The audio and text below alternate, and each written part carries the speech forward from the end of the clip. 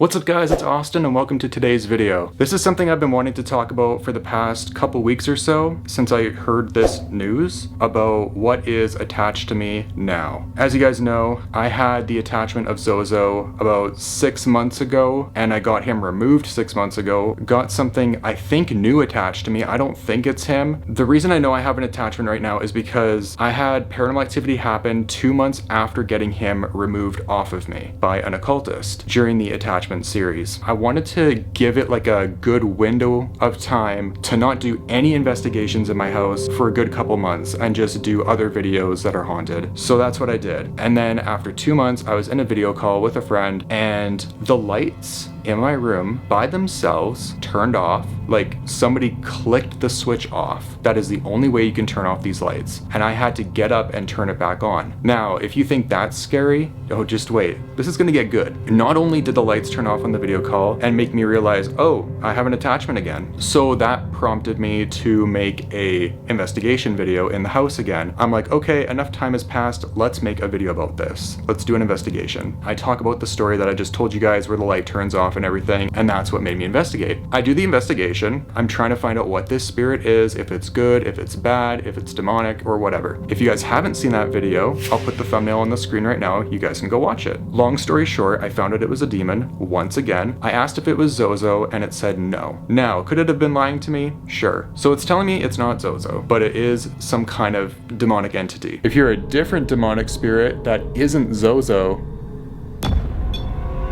make that go off. Wow.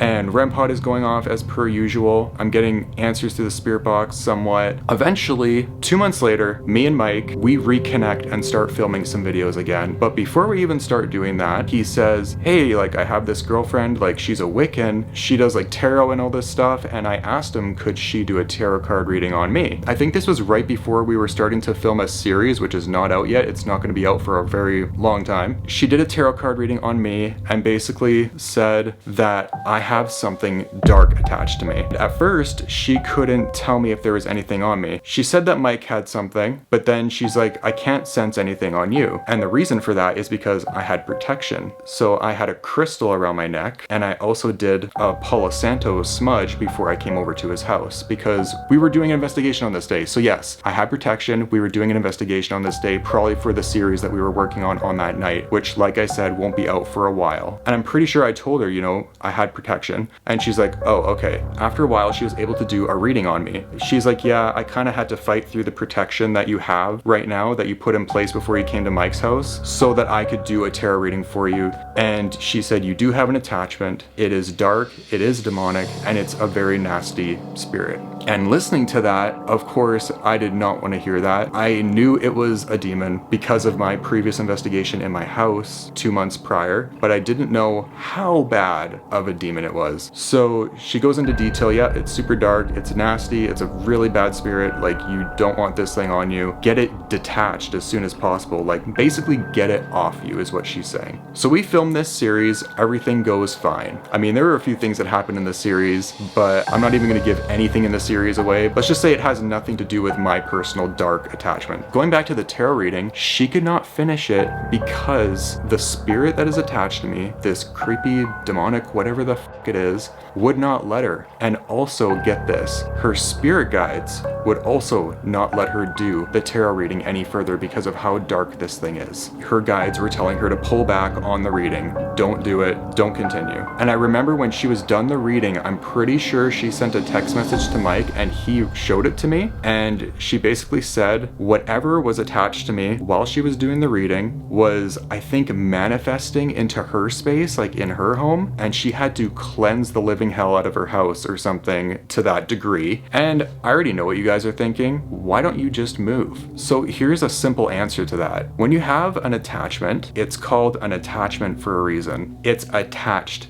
to you. Wherever you go, it goes, unless you get it removed, whatever. That is how an attachment works. It's with you. It's not with the house. It's not with the apartment. It's not where you're living. It is with you. Now, if you guys have watched our recent investigations that me and Mike have done, we've gone to the Devil's Garden and we've also gone to this other haunted park. The Devil's Garden is a very prominent one in this story. We're going to Devil's Garden. We call Mike's girlfriend and tell her where we're going. And I do talk about this briefly in the beginning of that video. We tell her we're going to Devil's Garden, that's what this place is called, and she said, be careful, there's 3 demons there. So we do our investigation and everything, and this thing is threatening us physical harm. This is the first time with Mike that I've been threatened with him. I've been threatened before by spirits, but never with him, like physical harm. We were threatened physical harm by something demonic, and there were 3 demons there. So I start packing up everything. I start packing up the ghost equipment. He's on the phone with her and she's like, yeah, you guys need to leave now. And this is all on video.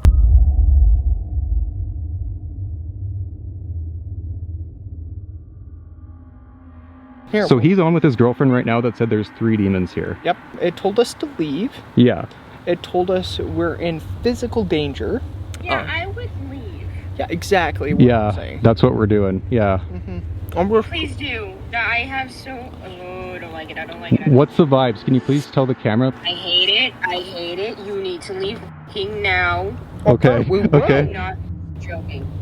We will. Okay, we will. She's like, yeah, you guys need to leave. So I'm packing up the REM pod, I'm packing up the EMF meter, the spirit box, everything. And I'm freaking out. I'm just like, okay, yeah, we need to get out of here. A bunch of random stuff starts happening as we leave. Really scary, creepy things happen that I'm not gonna give away. You're gonna have to go watch The Devil's Garden till the very end to hear what happened in that investigation. It was terrifying. I don't know if it was the next day or that night, but his girlfriend said one of the 3 demons that was at the Devil's Garden was my attachment.